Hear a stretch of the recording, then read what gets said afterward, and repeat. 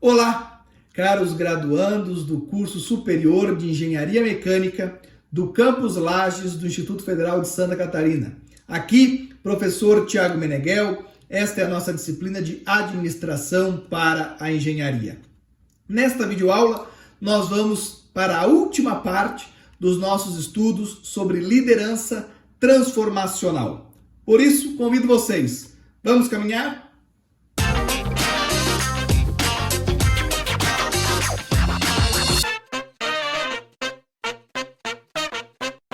Essa é a nossa 18ª videoaula da disciplina.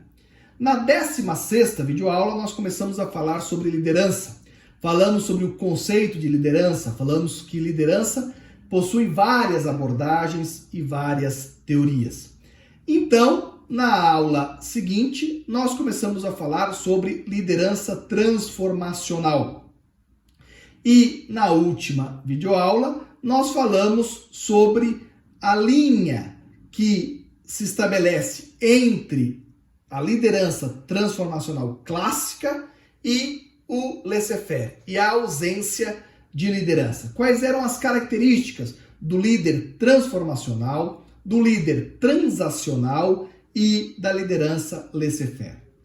Nesta videoaula, nós vamos continuar os nossos estudos e finalizar aí a nossa conversa sobre liderança transformacional e vamos iniciar vendo aí características que os autores Benes e Nanos determinaram para a liderança transformacional e, por fim, vamos ver os pontos positivos e negativos dessa teoria. Bom, os líderes transformadores tinham uma visão clara do futuro de suas organizações. Uma imagem de futuro atraente, realista e acreditável. Uma visão geralmente simples, compreensível, benéfica e criadora de motivação. Nas videoaulas anteriores, nós falamos que o líder carismático, ele tem sempre um motivo importante, uma ideia que as pessoas acreditam nela. Aqui, o Benes e o Nanos, eles passam a identificar algumas características dessas ideias. A primeira é que esse objetivo futuro que o líder carismático tem, ele é claro. Não é algo obscuro, algo que as pessoas não sabem muito bem para onde estão indo. Não, é algo claro. É para lá que ele deseja ir. É uma visão de futuro atraente.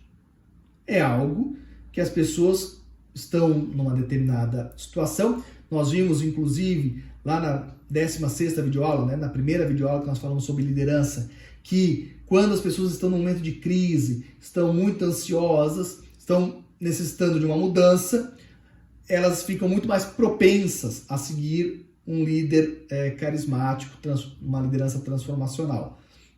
E, obviamente, que essa ideia de um futuro atraente leva as pessoas a mudarem, né, e seguirem. Realista. Então, claro que o realista aqui é na opinião do liderado. Né? Pode ter aí um líder transformacional que vai dizer, né, que vai criar um mundo numa ilha perfeito, enfim, aí vai criar toda uma narrativa. E que para a maioria das pessoas aquilo pode ser algo fantasioso, mas para quem segue é porque acreditou que aquilo era realista, era acreditável. Essa visão é geralmente simples. Simples aqui não é no sentido de algo fácil de ser alcançado. Simples aqui é no sentido de que a ideia ela é compreensível por grande parcela de pessoas. Se eu coloco uma linguagem muito complexa, muito detalhada, eu perco audiência. Eu perco quantidade de pessoas que conseguem compreender a minha mensagem. Então, quanto mais simples é a mensagem, maior será a minha audiência, porque maior é a quantidade de pessoas que conseguem compreender aquilo que eu digo. Tem um pedagogo russo chamado, já falecido, chamado Vygotsky, que ele falava em zona de desenvolvimento proximal. Se a gente fosse assistir uma palestra de um físico nuclear, e dentro lá de uma usina nuclear, é muito provável que a gente não entenda nada do que ele esteja falando. Por quê? Porque aqueles conhecimentos de física nuclear e tal não estão na nossa zona de desenvolvimento proximal. Nós temos uma área em que nós compreendemos. Senão, a pessoa que está nos escutando, ela vai dizer que viajou na maionese.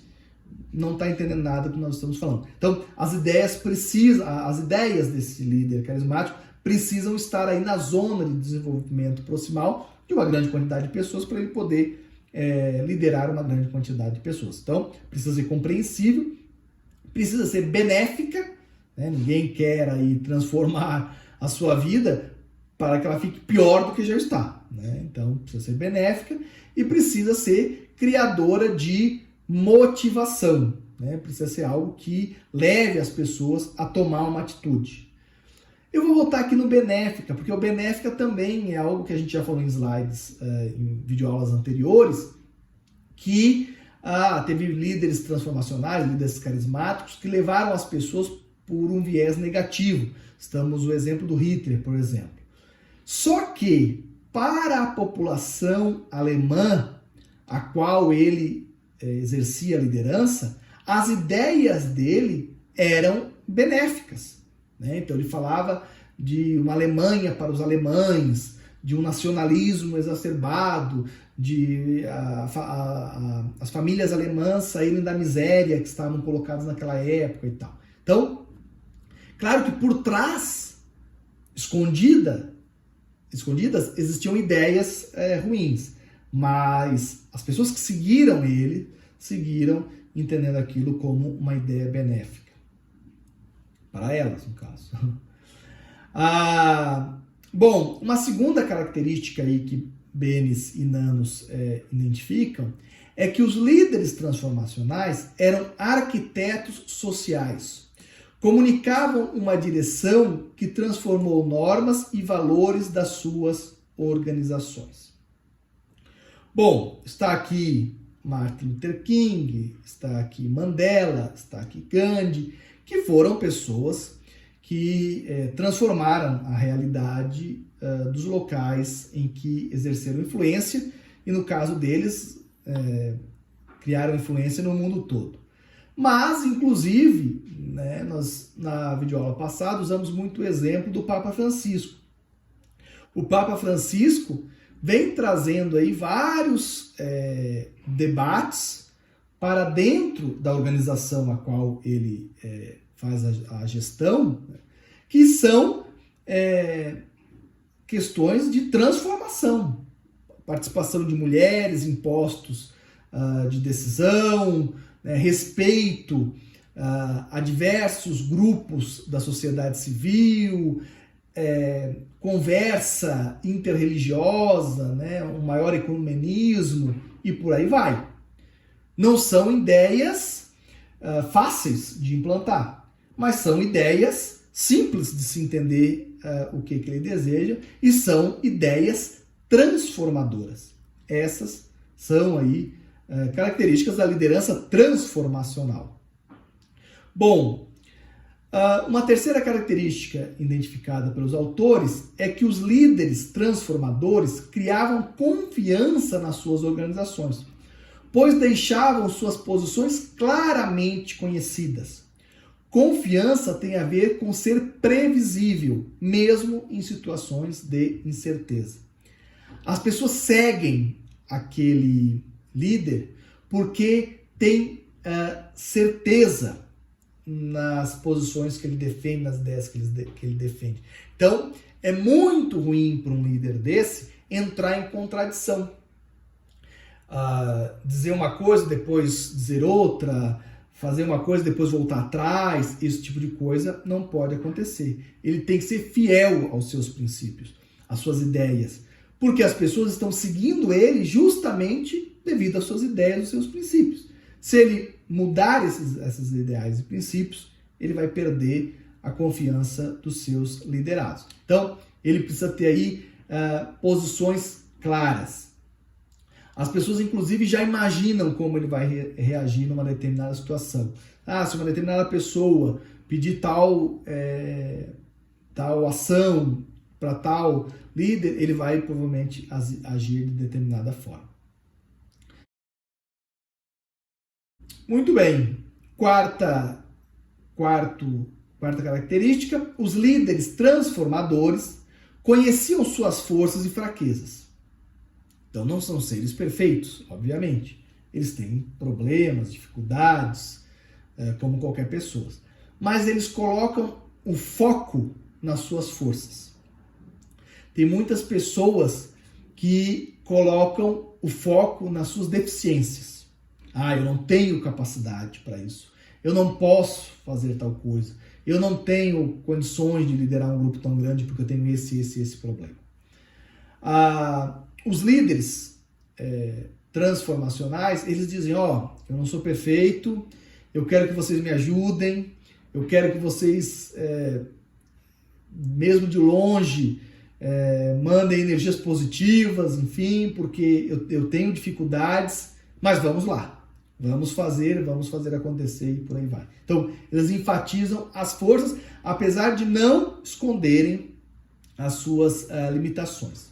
A autoconsciência positiva dos líderes tinha impacto recíproco nos liderados, criando neles um sentimento de confiança e altas expectativas. Então, essa forma de se ver, essa forma de dizer assim, a gente tem limitações, a gente tem dificuldades, mas vamos lá, as nossas ideias são boas, são positivas, nós precisamos implementá-las, faz com que os liderados também ajam dessa forma, também enfatizem as suas possibilidades de executar, mesmo com as suas dificuldades. Bom, estamos chegando aí ao final do nosso estudo sobre a liderança transformacional. E ela tem aí algumas vantagens perante as outras teorias da liderança, e foi por isso que eu escolhi ela para estudar com vocês. Uma força dessa teoria, dessa abordagem, é que ela já é pesquisada há muitos anos, desde os anos 70. Ela também, além de ser estudada há muitos anos, ela tem aí muitas pessoas que se dedicam a esse estudo, porque geralmente ela trata de grandes líderes. Então, só na década passada, aí entre 2000 e 2010, quase 35%, dos artigos da Leadership Quarterly, que é uma importante revista científica da área de liderança, falavam sobre liderança transformacional ou carismática. Então ela tem muita força aí nessa área de estudo. Ela é uma teoria, de certa forma, intuitiva. É uma certa noção popular de que Gandhi, Martin Luther King, Papa Francisco, entre outras pessoas que são muito carismáticas, aqui no Brasil, por exemplo, me vem agora à mente Silvio Santos, é uma pessoa carismática e por isso exerce uma liderança. Então não é algo aí inovador nesse termo da compreensão básica da ideia. É um processo entre líderes e liderados, amplia a visão sobre outros modelos de liderança, então a gente, mesmo que a gente compreenda que a gente não tem a capacidade de se transformar num grande líder transformacional, uma grande liderança carismática, a gente estudando as características que esses grandes líderes têm, a gente consegue incorporar uma ou outra habilidade, enfim, e consegue melhorar nesse nosso processo de liderança. E ela reforça muito uma dimensão moral e aí a importância de boas ideias e tudo mais. Mas elas têm aí críticas muito importantes a essa teoria.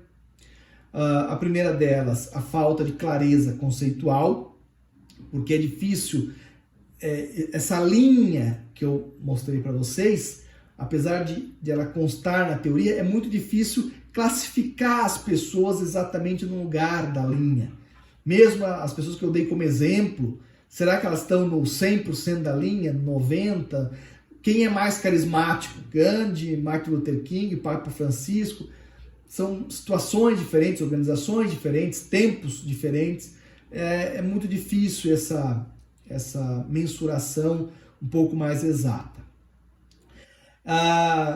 E uma grande questão é que essa teoria trata a liderança como um traço de personalidade ou com uma predisposição pessoal do líder, né? Mais do que um comportamento do qual as pessoas podem estudar e ser instruídas. Os líderes transformadores são vistos como indivíduos que têm qualidades especiais, que transformam outros, mas que essas capacidades talvez não pudessem ser ensinadas ou aprendidas ou formalizadas. Isso é bastante ruim, né? Por quê? Porque ela se torna elitista e antidemocrática. Uma vez que eu não posso ensinar isso para as pessoas, né, como se tornar uma pessoa extremamente carismática, como se transformar numa pessoa que arrasta com as suas ideias multidões e tal, como eu não posso ensinar isso a todos, como a gente inclusive acha que isso é muitas pessoas consideram isso uma característica de personalidade que algumas pessoas têm, enfim, isso é antidemocrático, porque aí a liderança estaria garantida, vamos chamar assim, a essas pessoas, e a outras pessoas caberia apenas ser liderados, né?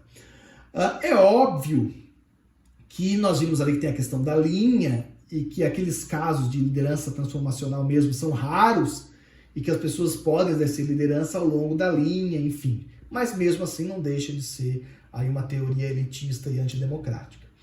Uma outra questão é um preconceito a essa liderança heróica, né?